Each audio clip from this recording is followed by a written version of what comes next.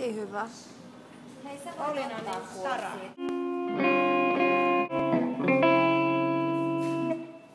Ihanaa. Onks hyvä? Onks hyvä, Pali? Onks hyvä? Onko?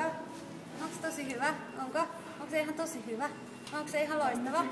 Onks se ihan hirveän hyvä? Mitä sä teet? Pääsis sulle pari soundia sinne. Sämpläsin sulle näitä hajuja. Keitti.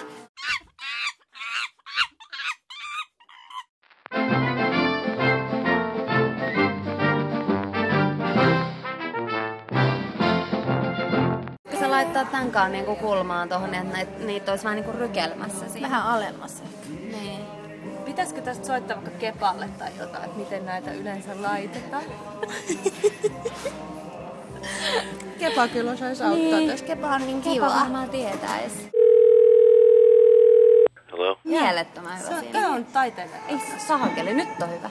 Hei, tervetuloa tänne meille. Mä ostin vähän uusia noita kruunuja. Mä ajattelin, että nähdään vähän paremmin meikata. Nää on Ikeasta joo, noi kruunut. Samaten tuo peili on Ikeasta kanssa. Se on aika kiva. No Laura, mitäs menee yhdellä Tomilla? Lattia-Tomilla. Ihan hyvin. Oliks pari hutia siellä?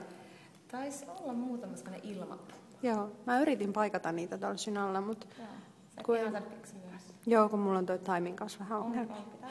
Joo. Anteeksi.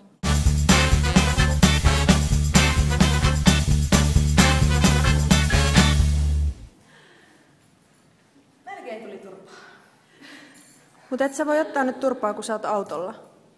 Ei nyt voi ottaa. Mille tuntuu jäädä lomalla?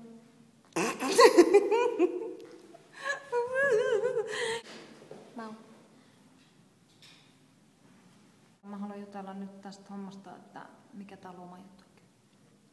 Häh? Lord Lass.